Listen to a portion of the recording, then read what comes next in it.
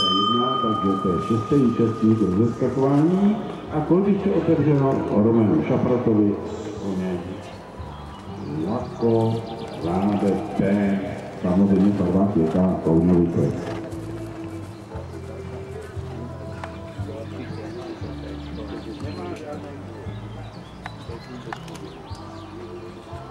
Jak může dneska startovat bez průvodu? To bude nějaký dítě lásky, nebo co to je? To není, to je co nám tomu řekne? To je nějaká německá, Táta prudký má moc lidí. to je Jarmil. Takže to je Jarmil bez průvodu, to tam byla zachovatelská.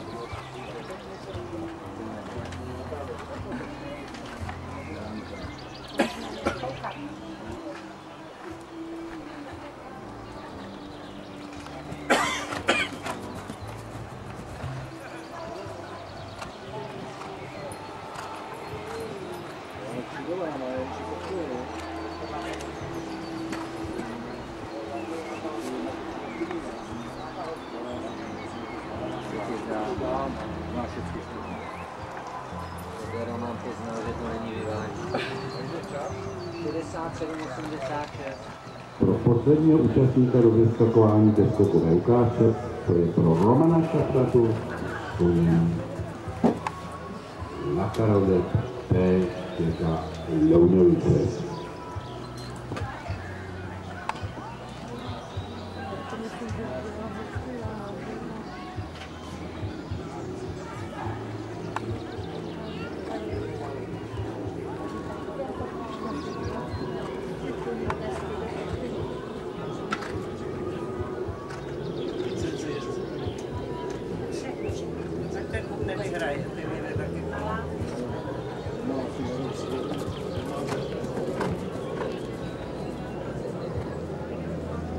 Když jede rychlejc, tak se mu nedá žádný.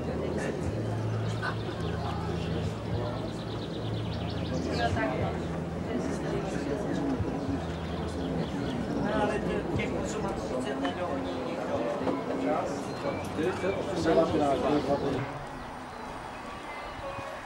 Kategorie mladých koní. Roman Šafrata, jezdecký Kolokonice, Louňovice nám představuje 4letou Kristová Koráda, narozenou v České republice. Je to roštínka po řece Korádo z matky Larosa, po kontender majetku Jarmily Baranové.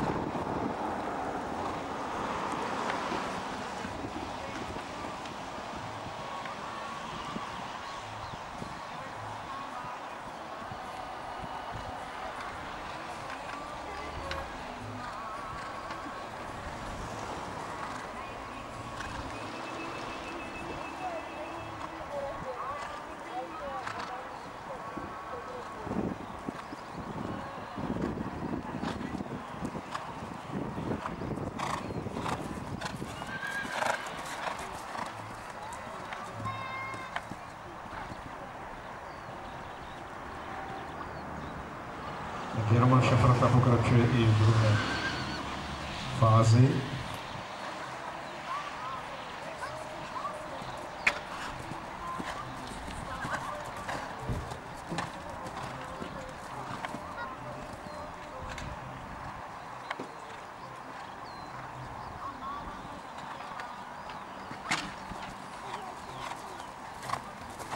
Takže bez trestních bodů časovém limitu z Romana Šafratu na Klysně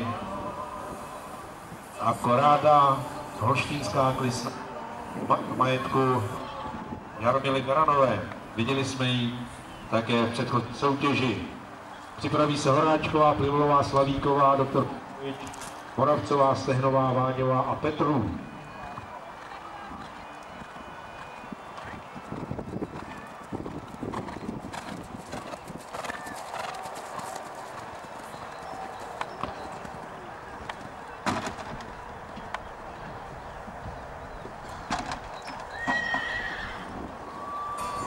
Stanovený čas pro první fázi je 69 sekund, délka trati je 400 metrů, stanovená rychlost 350 metrů za minutu. Druhá fáze je dlouhá 250 metrů a při stejné rychlosti je stanovený čas 43 sekund.